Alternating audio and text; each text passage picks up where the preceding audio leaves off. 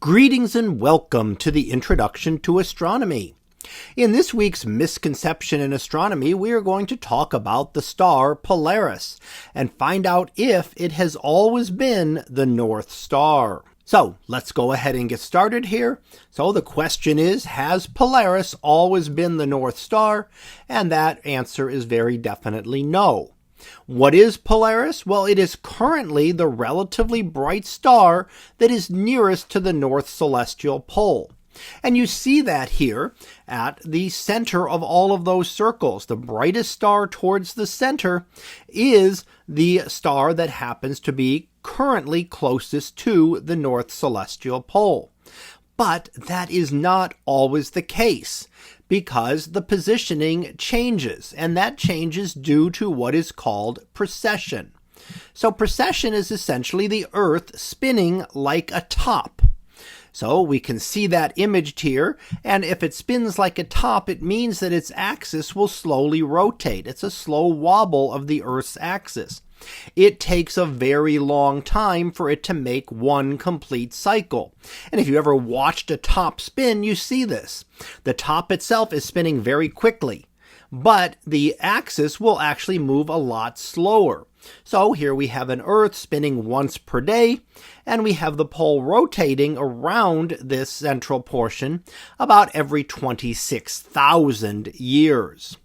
So what that means is that other stars have been the pole star in the past, and other stars will be the pole star in the future. So we can see in the image here that Thuban was once the pole star, and that is the star in the constellation of Draco, and 5,000 years ago it would have been near the pole, and Polaris would have been well away from the pole. Another star in the future, about 7,000 years from now, not pictured here, Alpha Cephei, the brightest star in the constellation of Cepheus, would also become the pole star. And then finally, 12,000 years from now, the bright star Vega will be relatively close to the pole. Not as close as Polaris is now, but still close enough to identify the general location of the pole, and will be a much brighter star. Polaris is about the 50th brightest star in the sky, so it's not the absolute brightest. Vega, on the other hand, is one of the very brightest stars in the sky. So it'll be make it even easier to see where the pole star is if you want to hang around for about 12,000 years. Now, if you want to wait 26,000 years, guess what? This is cyclical, and it will come back around to being Polaris again. Polaris will once again be the North Star. However, it's not exactly the same, because the stars do have what is called a proper motion. They are slowly moving through space as well. So the next time that the Earth's processional cycle brings Polaris to be close to the north pole of the sky, it will not be quite as close as it was this time. So it will eventually, over millions of years, no longer be close to the pole at all at any time. So proper motion will cause this to change and cause other stars that are not currently near the pole to eventually become North Stars.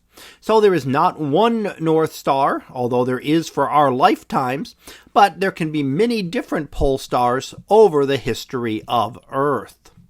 So let's go ahead and finish up and summarize what we've looked at today.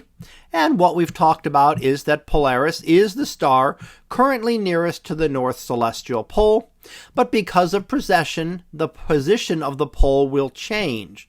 So other stars have been and will be the pole star, including Polaris again in 26,000 years.